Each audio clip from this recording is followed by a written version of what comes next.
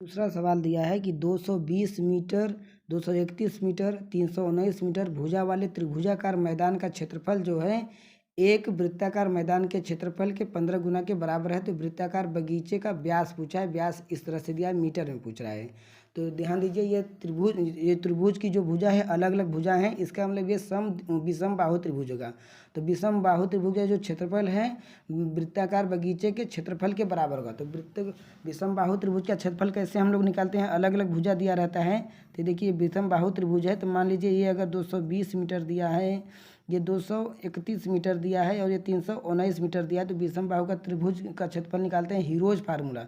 Heroes formula के लिए हमको अर्ध परिमाप चाहिए, यस बराबर होता है ए प्लस बी प्लस सी बट्टे में क्या हो जाएगा 2, यानी ए क्या है भुजा, तीनों भुजा, तो क्या हो जाएगा 220 और प्लस में 231 और प्लस में 319 और बट्टे में क्या कर देंगे 2।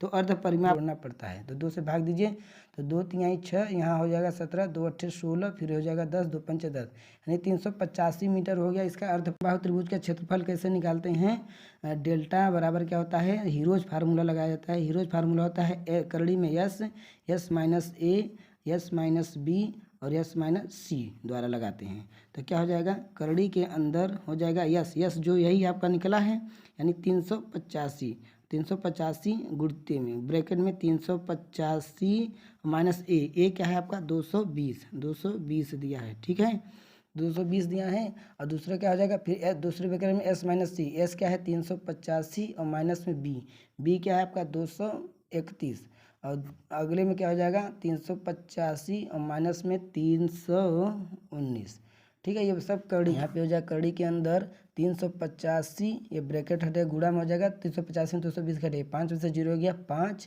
और यहाँ पे 8 में से 2 जाएगा क्या हो जाएगा 6 और 3 में से 2 गया 1, 165 गुणित ये 5 में से 1 गया, अब 5 में से 1 गया हो जाएगा 4, 8 में से 3 गया हो जाएगा 5 और 3 में से 2 गया 1, 154 हो जाएगा गुणित ये 385, 5 में से 9 गया यानी 15 में से 9 गया 6, बचा यहाँ 7, 7 में से गया 6, यहाँ पे बचा हाँ यहाँ पे बचा क्या 3, 3 में से 3 गया 0, 66 हो गया। तो 385 का फैक्टराइजेशन करेंगे तो आएगा 5 गुणित 7 गुणित 11 और इंटू 165 का आएगा आपका 5 गुणित 3 गुणित 11 और इसका आया था 154 का आएगा 22 7 54, 22 के लिए क्या करें 11 गुणित 2 22 और 7 54 ये हो जाएगा। और ये 66 का क्या हो जाएगा 2 गुणित 33 आएगा, 33 में 33 के लिए एक 3 चाहिए एक 11 चाहिए। अब देखिए कौन कौन सा जोड़ा बन गया वही वर्गमूल हो जाता है।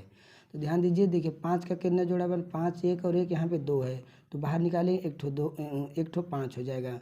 और 7 देखिए कई ठो है 1 7 है और यहाँ पे 1 7 और है तो 1 ठो 7 भी आ जाएगा इंटू। अब देखिए 5 7 हो गया 11, देखिए 1 2 और ये 3 और 4 4 बार है तो ये 2 बार बाहर आएगा 11 और क्या बचा 2, क्या बचा 3 3 यहाँ पे 1 ठो है 1 ठो यहाँ पे है 3 तो इसको भी जोड़ा निकालेंगे ये 3 आएगा। और 7 1 बार है 2 2 1 बार यहाँ 2 1 बार यहाँ तो ये भी 1 बार निकल जाएगा।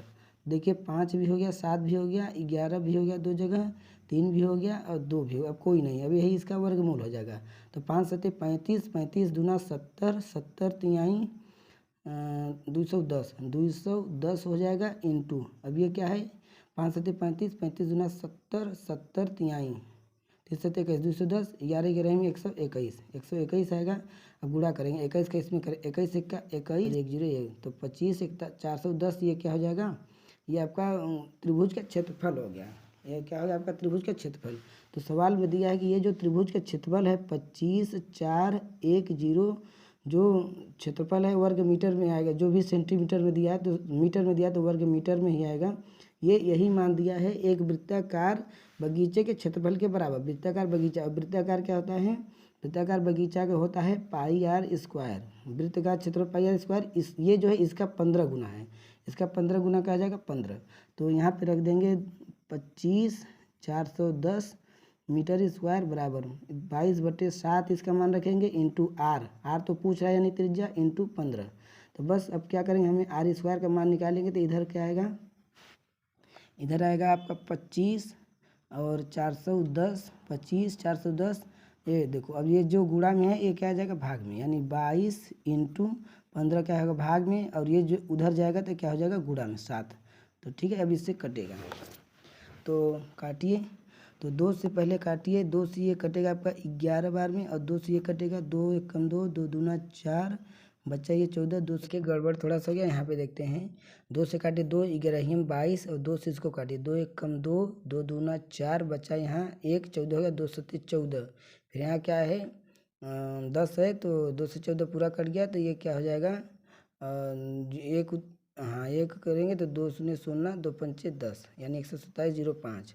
अभी देखिए ये भी 5 है, ये भी 5, 5 से काटिए, 5 पर दूना 10, और बचा 2, 27 5 पचे 25, बचा 2, 5 चौके 20, और ये 5 एक का 5, और 5 तिहाई 15। देखिए 3 से कट रहा है क्या, 5 तो 7 4 11 12, हाँ 3 से कटेगा, 3 अट्ठे 24, बचा 1 14 हो गया, 3 चौके 12, बचा 2, 3 सत्ते 21, ये कट गया।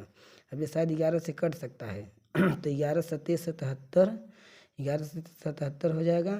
फिर बचा कितना 3 4 3 7, तो 11 सत्ते 77 और 7, फिर 77 7 बजा 77, 11 सत्ते 77, यानी आर स्क्वायर का मान आ गया 77। तो सॉरी तो ये क्या हो जाएगा 7 2 बार हो जाएगा। तो आर का मान क्या हो जाएगा, आर का मान हो जाएगा 2 ठो 7 निकलेगा 7, और करड़ी में क्या हो जाएगा 11। लेकिन क्या पूछा है वो व्यास पूछा है। जब त्रिज्या 7 करड़ी में 11 है तो व्यास क्या होता है, व्यास जो होता है d बराबर 2 गुणित त्रिज्या, यानी 2 गुणित दुगुना त्रिज्या का दुगुना होता है। तो 7 करड़ी में 11, तो 2 सत्ते 14, यानी 14 करड़ी में 11 मीटर आपका क्या हो जाएगा दोस्तों आंसर। यहाँ पे देखिए आंसर दिया है 14 करड़ी में 11।